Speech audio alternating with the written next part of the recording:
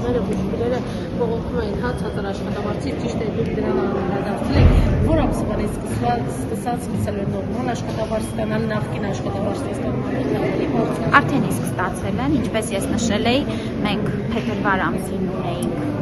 գրանցումների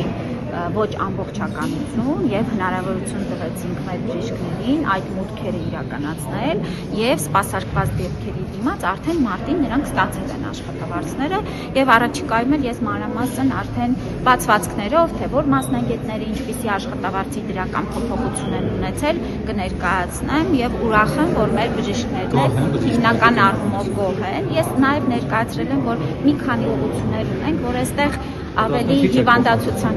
հիվանդացության առումով նվազում ունենք եւ այցելուներ չունենք, պացիենտ չունենք եւ սա իհարկե մեր ուշադրության կենտրոնում է, թե ինչպես պետք է անենք, որ վերապատրաստումների ուղարկենք մեր բժիշկներին եւ նրանց ուղղությունը փոխենք մասնագիտական աշխատանքները ընթանում են։